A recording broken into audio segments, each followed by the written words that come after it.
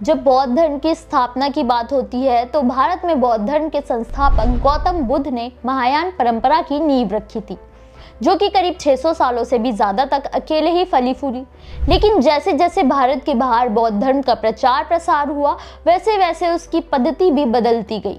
आज बौद्ध धर्म में महायान, थेरवाद, वज्रयान जैसे संप्रदाय हैं। सभी मानते तो बौद्ध धर्म को ही हैं, लेकिन सबकी पद्धति अलग अलग है। इन तीन संप्रदाय के बारे में काफी चर्चा भी होती है, लेकिन एक और संप्रदाय है जिसकी उत्पत्ति भारत में नहीं बल्कि चीन में हुई है, जो आज चीन से निकल जापान और कोरिया तक पहुंच गया है। लेकिन भारत में इसकी चर्चा कम ही होती है। ये तीनों देशों में अलग अलग नामों से प्रचलित है, इसलिए हो सकता है कि इस पद्धति को लेकर लोगों में कंफ्यूजन हो सकती है। इस पद्धति को कहते हैं जैन बौद्ध धर्म। अपने इस वीडियो में हम जैन बौद्ध धर्म के बारे में जानेंगे, कैसे आज ये चीन से निकलकर जापान और कोरिया तक पहुंच गया है, साथ ही ये भारतीय बौद्ध धर्म से कितना अलग है। नमस्कार, मेरा नाम है मोहिनी और आप देख रहे हैं भीमसेना। जैन शब्द असल में एक जापानी शब्द है। जैन शब्द की उत्पत्ति संस्कृत भाषा के शब्द ध्यान से निकला है और जापानी भाषा में जैन का मतलब होता है गहन चिंतन करना। जैन संप्रदाय का सूत्र असल में बौद्ध धर्म द्वारा शुरू किया गया था, जो कि मुख्य रूप से समुराय योद्धाओं के लिए किया गया था।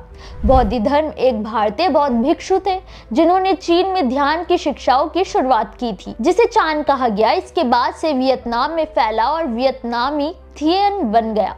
उत्तर पूर्व में कोरिया में सेओन बौद्ध धर्म बन गया और पूर्व में जापान में जापानी जैन बन गया। जैन स्रोत सैद्धांतिक अध्ययन और पारंपरिक प्रथाओं को कम महत्व देते हुए ये मानते हैं कि केवल जैन यानी कि ध्यान के माध्यम से सीधी समझ और एक गुरु से बात करके दीक्षा को पाया जा सकता है। जैन संप्रदाय में गुरु असल में समुराय लोगों को पेंटिंग, कैलीग्राफी, प्राकृतिक कविता, पौराणिक साहित्य, फूलों की सजावट और चाय समारोह के बारे में सिखाकर उन्हें प्रकृति के करीब ले जाने की सीख दी जाती है, जिसके कारण तलवारबाजी और मार्शल आर्ट भी जैन संप्रदाय के प्रभाव में डूबे हुए थे।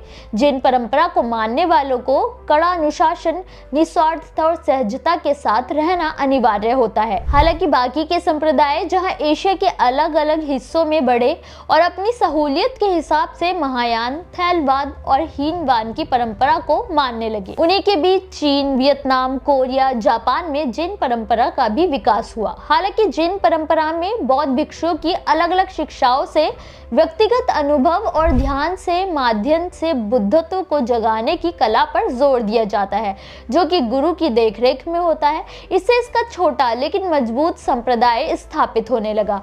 खासकर 20वीं सदी में एलन वाट्स और डीटी सुजुकी जैसे लोगों ने जैन संप्रदाय के बारे में विशेष गहन शोध कर जैन ग्रंथों का अनुवाद किया था, इसे फॉलो किया था और इसके विस्तार में अहम भूमिका निभाई थी, जिससे पश्चिमी देशों में फैलने लगा। चीन में 520 ईस्वी में चान संप्रदाय की स्थापना की गई, जिसे दक्षिण भारत के एक राजकुमार बौद्ध धर्म ने किया था, जो कि चीन आने से पहले बौद्ध भिक्षु बन गए थे। कहा जाता है कि चीन में मार्शल आर्ट्स, कुंग-फू कला भी इनकी ही देन है। हालांकि ये किंवदंती ही कहलाती है, लेकिन कथाओं के अनुसार बौद्ध धर्म ने उत्तरी चीन की गुफाओं में 9 सालों तक खुली आंखों से ध्यान किया था। बौद्ध धर्म का संबंध तपस्वी अनुशासन, गंभीर ध्यान, योग, मानसिक शक्ति और शाओलिन मार्शल आर्ट स्कूल से है। उन्होंने बताया कि शास्त्रों को समझने के लिए शब्दों या अक्षरों की जरूरत नहीं है, ये सीधे मन की स्थिति पर निर्भर करती है। आपके शास्त्र आपके स्वभाव को बता देंगे। जब आपके बारे में किसी को सही तरीके से ज्ञान होगा तो वो बुद्धत्व को प्राप्त कर लेगा। चीन के लोग बौद्ध धर्म को दारुमा के नाम से बुलाते हैं। नए साल के मौके पर दारुमा गुड़िया का इस्तेमाल मन्नत पूरी करने के लिए किया जाता है, जिसमें गुड़िया की बड़ी बड़ी आंखों में से एक को पेंट कर दिया जाता है, जो कि बुरी ताकतों और बुरी शक्तियों को दूर रखते हैं। और जब मन्नत पूरी हो जाती है तो दूसरी आंख को भी पेंट कर देते हैं। कुल मिलाकर हम ये कह सकते हैं कि बौद्ध धर्म भले ही शांति और अहिंसा का ज्ञान देता है, लेकिन जैन बौद्ध धर्म में शास्त्रों के माध्यम से गुरु की दीक्षा लेकर भी बुद्धत्व को प्राप्त किया जा सकता है। जैन धर्म की कहानी आपको कैसी लगी, हमें कमेंट करके जरूर बताएं।